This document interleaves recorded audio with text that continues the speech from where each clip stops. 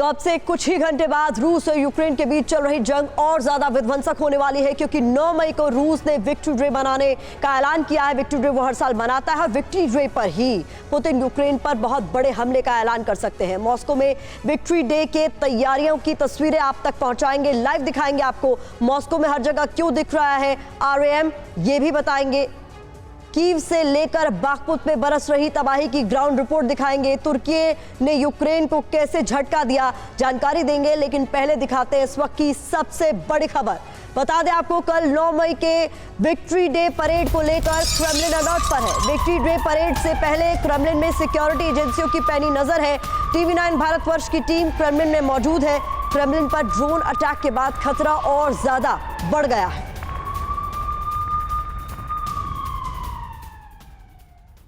TV9 Bharatvarsh की team इस वक्त मॉस्को में मौजूद है, ठीक उस समय जब रूस में विक्ट्री डे परेड मनाया जा रहा है। हम आपको अपने कैमरे के जरिए वो तस्वीरें दिखा रहे हैं। देखिए, सामने में है क्रेमलिन, रूस के राष्ट्रपति का भवन, और इसके साथ लगा हुआ है रेड स्क्वायर, और साथ में दूसरी और ऐतिहासिक इमारतें। इस वक्त यहाँ पर विक्ट्री डे परेड मनाने की किस तरह से तैयारी की गई है वो आपको स्क्रीन पर दिखाई दे रहा होगा। इसके अलावा यहाँ भारी सुरक्षा व्यवस्था भी मौजूद है।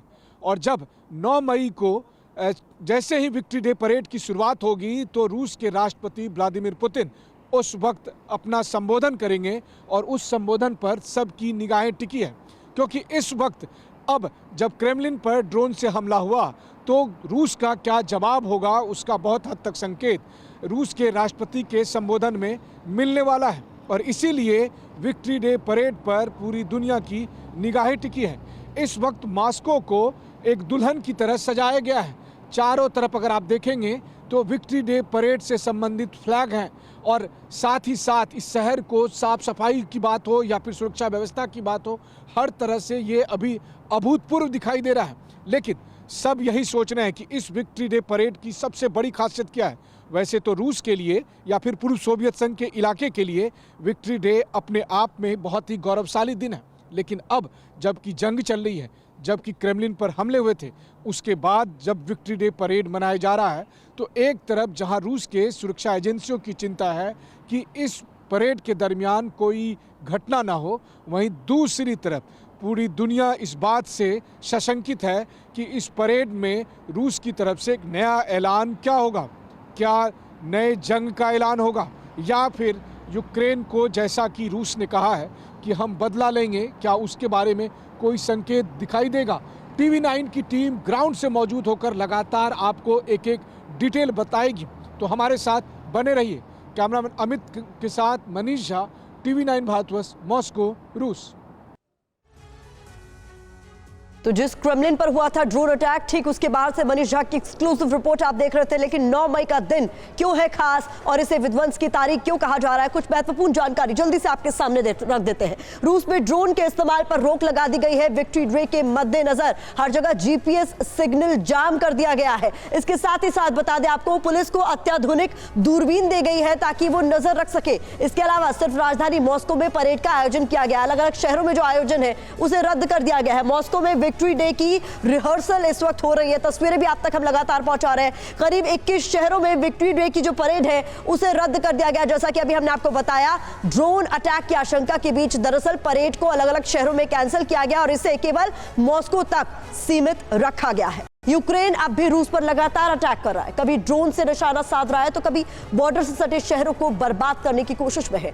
इन सब के बीच रूस में अजीब सा खौफ पसरा हुआ है। ऐसा खौफ कि रूस विजय दिवस भी अपने पुराने अंदाज में मनाने के मूड में नहीं है। 9 मई को मनाए जाने वाले विजय दिवस से पहले रूस में अभी किस तरीके के हालात है और किस तरह की सावधानियां यहां पर बरती जा रही है, हमारी इस खास रिपोर्ट में आप देखिए।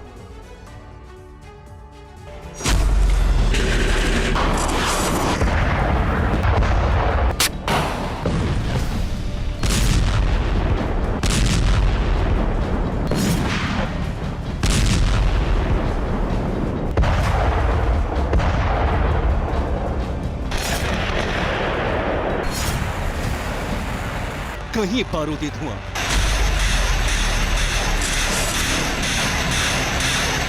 कहीं रॉकेट से अटैक।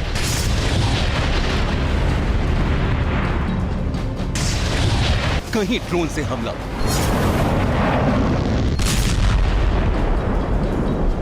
कहीं बर्बादी की तस्वीर।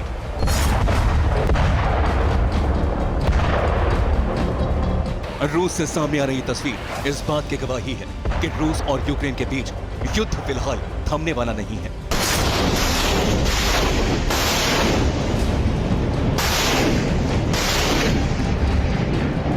और ना ही यूक्रेन पीछे हटने को तैयार है, लेकिन खबर ये नहीं है। खबर है कि रूस में इस वक्त हालात हर वक्त बदल रहे हैं।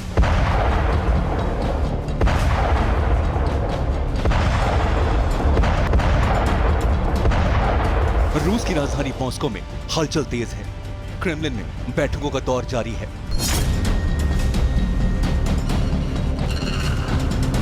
पुतिन के करीबियों के चेहरे पर तनाव दिख रहा है। खुद पुतिन गुस्से से लाल हैं, क्योंकि यूक्रेन मानने को तैयार नहीं है, लगातार रूस को टारगेट कर रहा है।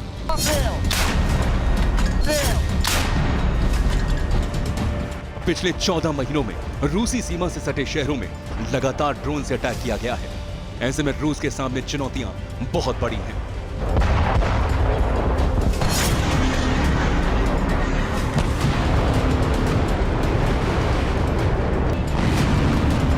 दोनों देशों के बीच हालात कैसे हैं, इसका अंदाजा इस बात से भी लगा सकते हैं कि रूस की जिस हाइपरसोनिक मिसाइल की तारीफ खुद पुतिन कर रहे थे, अब यूक्रेन का दावा है कि उसी हाइपरसोनिक मिसाइल को ढेर कर दिया है।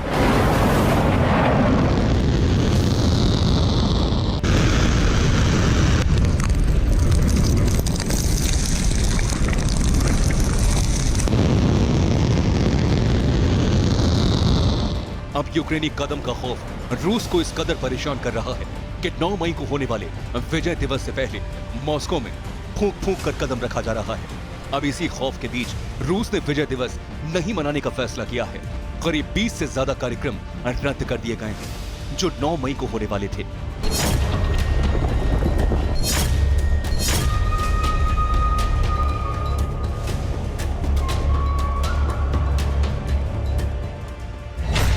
रूस में ड्रोन के इस्तेमाल पर रोक है। जगह जगह जीपीएस सिग्नल जाम किए गए हैं और रूसी पुलिस को हाईटेक दूरबीन दी गई है। करीब 21 शहरों में वार्षिक सैनिक परेड कैंसिल कर दी गई है। ड्रोन हमलों की आशंका में परेड कैंसिल की गई है। और रूस ने सिर्फ परेड को ही कैंसिल करने का फैसला नहीं किया, साथ ही परेड से 2 हफ्ते पहले ही रूसी सेना ने आम लोगों के लिए रेड स्क्वायर को बंद कर दिया है।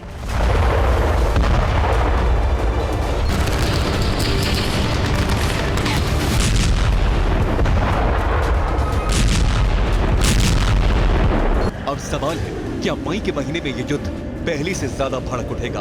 क्या यूक्रेन ऐसे ही ड्रोन के सहारे रूसी शहरों को टारगेट करता रहेगा? ये सवाल इसलिए क्योंकि मॉस्को, सेंट पीटर्सबर्ग और आसपास के इलाकों में इस पूरे हफ्ते कोई ड्रोन अटैक ना हो, इसीलिए नो फ्लाई जोन लागू किया गया है। रूस को इस बात का डर है कि जैसे क्रेमलिन पर अटैक हुआ, वैसे ही देश के बाकी ढांचों को कहीं निशाना ना बनाया जाए। ये भी कारण है कि रूस फिलहाल संभल कर कदम उठा रहा है। कुर्स्क और बेलगोरोद में झंडा फहराने का कार्यक्रम रद्द कर दिया गया है। सुरक्षा कारणों से विजय दिवस नहीं मनाने का फैसला। एस्टोनिया से लगने वाले बॉर्डर के पास पेस्कोव और वेलिकिये के उत्तर पश्चिमी शहरों में भी सारे कार्यक्रम कैंसिल कर दिए गए हैं। लोगों को बताया गया है कि विजय दिवस के दौरान अगर आतिशबाजी होगी तो इलाके के अस्पताल में जो सैनिक इलाज के लिए भर्ती हैं, उन्हें काफी परेशानी होगी।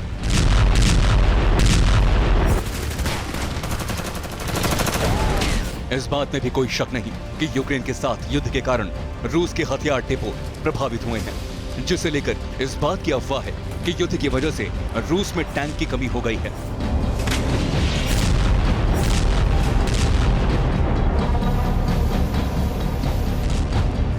यह भी कारण है कि इस साल परेड का आयोजन नहीं किया जाएगा।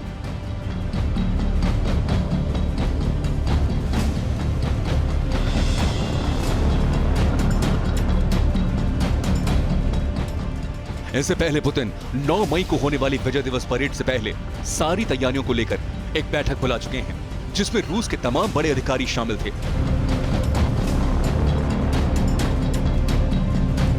जब क्रेमलिन पर ड्रोन से अटैक किया गया था, उससे पहले ही रूस के कुछ इलाकों में बेचैनी दिखने लगी थी।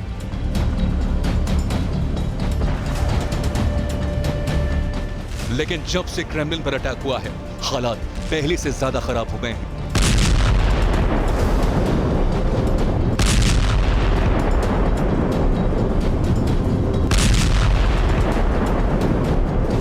और यही कारण है कि रूस अपने विजय दिवस को भी मनाने से पहले एक नहीं 100 बार हिचकिचा रहा है।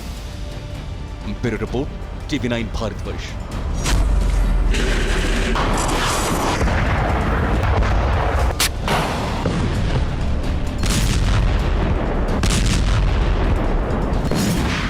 तो कल रशिया में मनाया जाएगा विक्ट्री डे और इस मौके पर मॉस्को में भव्य तैयारियां की गई हैं। तस्वीरें आप तक पहुंचाएंगे। विक्ट्री डे पर मॉस्को की सड़कों पर राम, विक्ट्री डे के झंडों में RAM यानी राम लिखा है। राम का मतलब रूसी भाषा में 9 मई।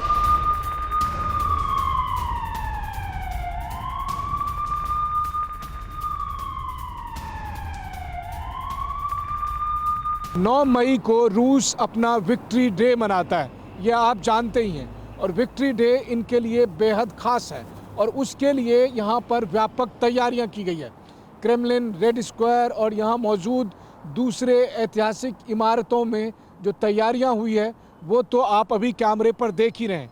लेकिन जैसे जैसे मैं यहाँ आसपास घूम रहा हूँ, मॉस्को के अलग अलग लोकेशन में जा रहा हूँ, मॉस्को को यहाँ दुल्हन की तरह सजाया गया है। हर तरफ आपको लाल और लाल से मिलते हुए कलर वाले पताके दिखाई देंगे। दिलचस्प बात यह है कि इन पताकों में जो 9 मई लिखा हुआ है, उस 9 मई को भी अगर आप देखेंगे तो उसमें भी एक खास राज यहाँ पर आपको दिखाई देगा। और वो राज ये है कि इन पताकों में जब आप देखेंगे तो ये रूसी भाषा में 9 मई लिखा हुआ है, लेकिन 9 मई को अगर आप पढ़ें तो मई जो है वो आपको यहाँ पर अंग्रेजी का अक्षर RAM दिखाई दे रहा है, यानी राम राम राम। तो रूस में भी राम राम आप पाइए। तो वो कहते हैं ना कि जिसकी जैसी नीयत उसको वैसी चीज़ें दिखती है। तो अगर आप राम नाम जपते हैं, राम नाम देखते हैं, तो आपको रूस में भी 9 मई का जो लिखा हुआ अक्षर है रूसी भाषा में, वो अंग्रेजी में यहाँ पर राम दिखाई दे रहा है। बहरहाल इस वक्त जब मैं क्रेमलिन के सामने मौजूद हूँ, मेरे पीछे की तस्वीरें आपको इस बात की गवाही दे रही है। इस बार का विक्ट्री डे परेड बहुत खास है। खास इस मायने में है कि इस वक्त जब विक्ट्री डे परेड के लिए रूस ये तैयारी कर रहा है, तो देखिए विक्ट्री डे इनके लिए बहुत बड़ा मौका है। दूसरे विश्व युद्ध में रूस की तरफ से लगभग में 2,70,00,000 लोगों ने अपनी शहादतें दी थी। उन शहादतों को नमन करने के लिए रूस विक्ट्री डे परेड मनाता है। और इस दिन न केवल रूस में बल्कि यूरोप में भी बहुत सारे जगह पर विक्ट्री डे परेड मनाई जाती थी। यूक्रेन के बाखमुत से बर्बादी की तस्वीरें सामने आ रही है। जंग की आग में पूरा बाखमुत शहर तहस नहस हो चुका है। ये देखिए तस्वीर आपके सामने।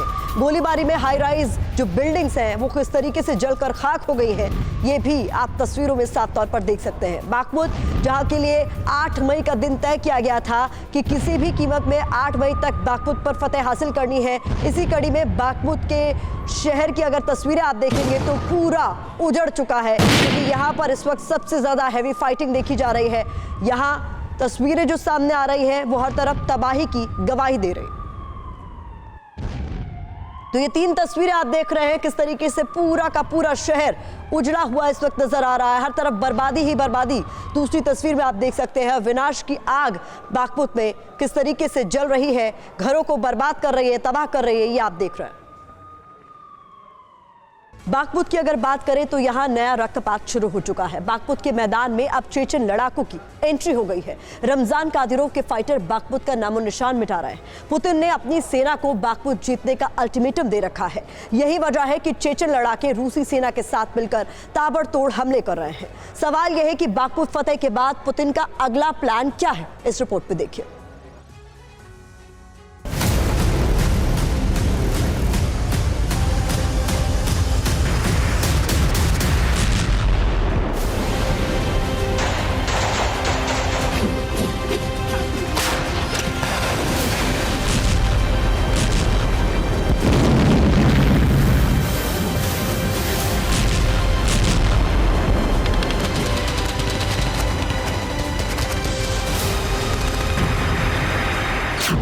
बाखमुत में विनाश का नया अध्याय शुरू हो चुका है।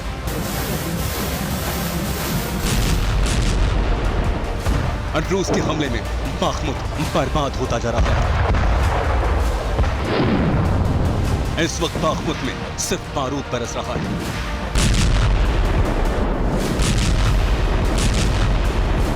बाखमुत की लड़ाई अब महाविध्वंस का रूप ले चुकी है।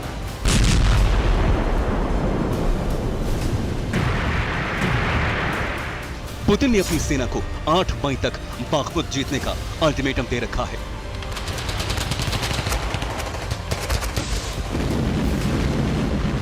इस डेडलाइन के खत्म होने में सिर्फ 24 घंटे बचे हैं।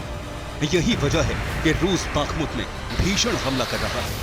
बाखमुत में फिलहाल चारों तरफ बारूदी जलजला नजर आ रहा है। युद्ध की आग में अब घी डाल रहे हैं चेचन लड़ाके।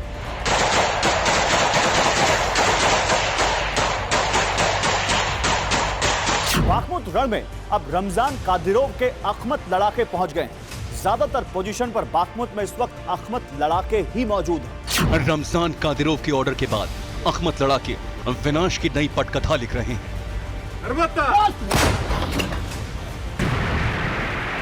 कादिरोव ने सिर्फ ऐलान ही नहीं किया बल्कि अपनी तैनाती की जानकारी पुतिन को भी दी। कादिरोव ने पुतिन को चिट्ठी लिखकर बताया कि चेचन लड़ाके जल्द ही पुतिन के बाखमुत मिशन को कंप्लीट करेंगे।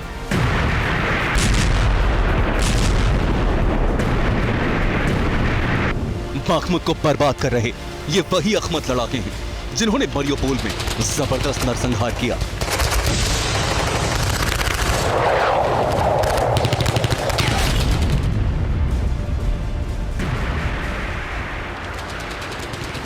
पुतिन ने मरियोपोल को इन्हीं चेचन लड़ाकों के दम पर जीता था। अब कादिरोव के यही किलर बाखमुत को पिटा रही है।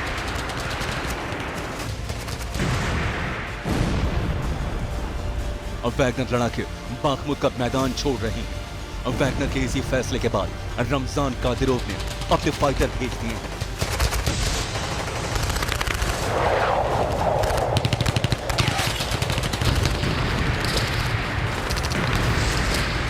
दरअसल बाखमुत की जंग लड़ रहे वैगनर लड़ाकों को गोला बारूद नहीं मिल पा रहा।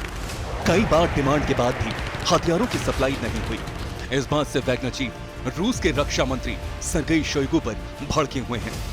हथियारों की डिलीवरी नहीं हुई तो वैगनर चीफ ने अपने लड़ाकों को वापस बुलाने का ऐलान कर दिया। वैगनर ने बाखमुत का रण छोड़ने की घोषणा की तो बता दें आपको, रक्तपात की जिम्मेदारी पुतिन के करीबी रमजान कादिरोव ने अपने हाथों में ले ली। चेचन लड़ाके इस वक्त रूसी सेना के साथ मिलकर यूक्रेनी फोर्स को मिटाने में जुटे हुए। एक तरफ चेचन लड़ाके नरसंहार कर रहे हैं तो दूसरी तरफ रूसी फौज यूक्रेनी पोजीशंस पर फास्फोरस बम से हमला कर रही है।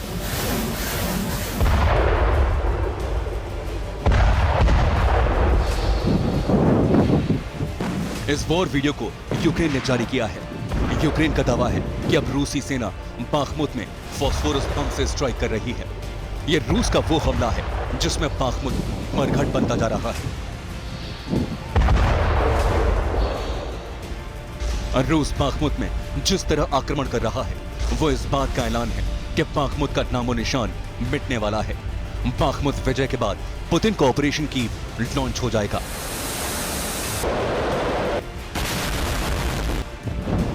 पुतिन का ऑर्डर आ चुका है और रूसी फौज अब कीव की तरफ कूच करने वाली है। पुतिन पलटन ने जैसा संघार बाखमुत में किया है वैसा ही कीव में होने वाला है।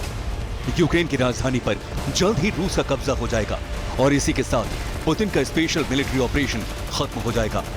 और यूक्रेन को बचाने अगर अमेरिका या नेटो आया तो पुतिन उससे भी टकराने को तैयार हैं। यानी विनाश की महाअग्नि भड़कने वाली है। Bureau report, TV9 Bharatvarsh. रूस और यूक्रेन के बीच भीषण जंग का वीडियो सामने आया है। रूस ने 152 mm होवित्जर से गोले दागे हैं। रूस के अटैक में यूक्रेनी ठिकानों में किस तरीके से हुई है तबाही इस वीडियो में साफ तौर पर देखा जा सकता है।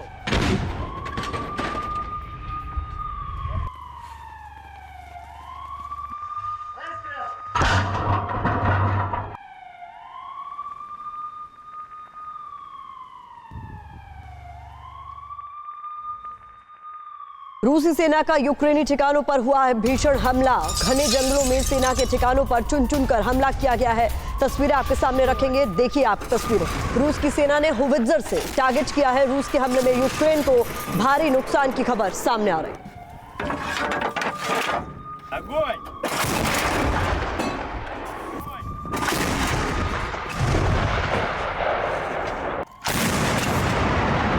Одним огонь! रूस और यूक्रेन की जंग का नया केंद्र क्रीमिया बन चुका है, जहां यूक्रेन लगातार ताबड़तोड़ हमले कर रहा है। कभी ड्रोन तो कभी मिसाइल दागकर रूस को चुनौती दे रहा है। इस अग्रेशन का कारण समझ में आता है। इससे पहले ही प्रेसिडेंट जेलेंस्की ने विदेश दौरा किया और लौटकर क्रीमिया के शहरों को दहला दिया। देखिए ये वर्ल्ड एक्सप्लोजिव रिपोर्ट।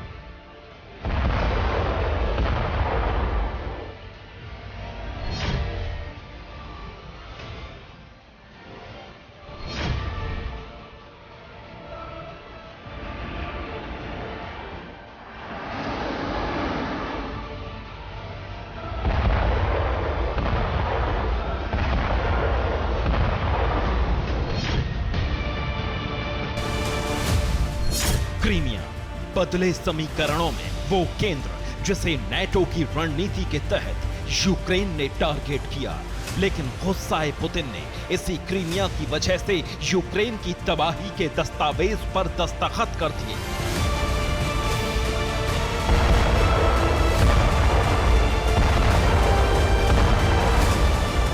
ड्रोन से अटैक और ये धमाके क्रीमिया में ही दर्ज हो रहे हैं। रणनीति जो दिख रही है उसका सतही आकलन ये है कि क्रीमिया में हड़बड़ाहट का माहौल बनाया जाए और जंग को एक क्षेत्र तक सीमित किया जाए।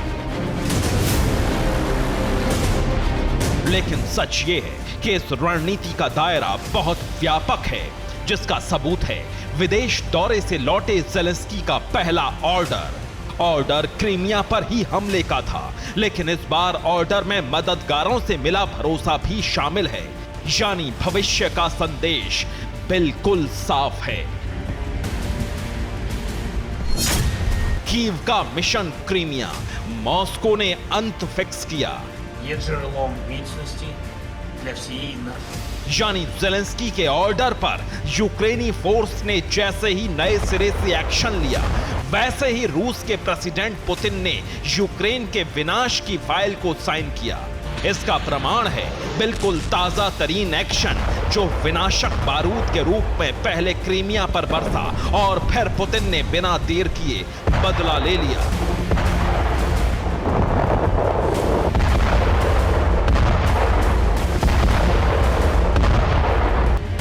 यानी इस पूरी हलचल में जो दर्ज हुआ वो सिर्फ drone attack, anti drone electronic war system, missile और रॉकेट का एक्शन था। अब रिपोर्ट के अनुसार पूरा एक्शन जानिए। 7 मई की रात यूक्रेन ने क्रीमिया को टारगेट किया। यूक्रेन ने 10 आत्मघाती ड्रोन क्रीमिया पर लॉन्च किए। हालांकि रूस के एयर डिफेंस सिस्टम ने ड्रोन्स डिटेक्ट कर लिए। इलेक्ट्रॉनिक वॉर सिस्टम ने भी यूक्रेनी ड्रोन्स को टारगेट पर लिया। दावा है कि रूस ने आसमान में ही यूक्रेन के ड्रोन्स को मार गिराया।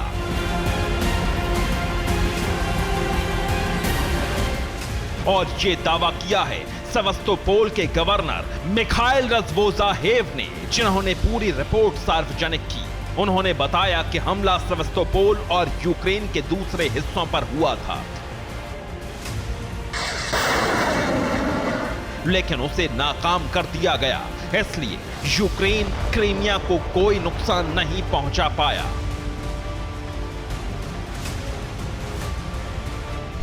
यूक्रेन पिछले 8 दिनों से सबसे ज्यादा हमले रूस और क्रीमिया के अंदरूनी इलाकों में ड्रोन से कर रहा है, और इसमें सबसे ज्यादा नुकसान ऑयल डिपो को हो रहा है।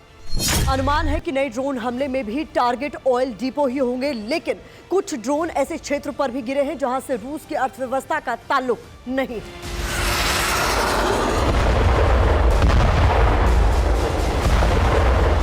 मतलब साफ है, फिनलैंड और नीदरलैंड से लौटे ज़ेलेंस्की का प्लान कुछ और है। अब सिर्फ रूस को आर्थिक रूप से नुकसान पहुंचाना या जंग के लिए जरूरी ऑयल के डिपो तबाह करने तक उनकी रणनीति सीमित नहीं है, बल्कि पूरी जंग का केंद्र क्रीमिया को बनाकर काला सागर तक रूस को एक क्षेत्र विशेष तक समेटना यूक्रेन का अब मकसद बन चुका है। लेकिन पुतिन पहले ही ऐलान कर चुके हैं कि क्रीमिया पर हमले का मतलब रूस पर हमला है और इसका बदला लेना रूस जानता है।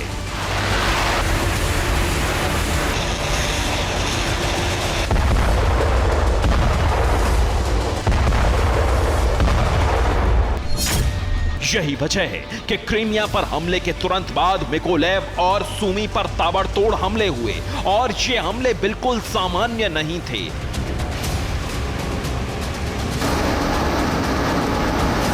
क्योंकि मिकोलेव को निशाना बनाया था रूस के strategic missile carrier and bomber Tu-22M3 ने, जो काला सागर में रूस के समुद्री बेड़े की सुरक्षा के लिए तैनात था। इसके अलावा उसी वक्त मिकोलेव पर ताबड़तोड़ रॉकेट भी दागे गए। हालांकि मिकोलेव के गवर्नर का दावा है कि यूक्रेन के एयर डिफेंस ने हर अटैक को नाकाम कर दिया, लेकिन यही दावा रूस के ताबड़तोड़ हमलों का कबूलनामा भी है। अब यूक्रेन के विनाश पर लगी मुहर का दूसरा मोर्चा देखिए।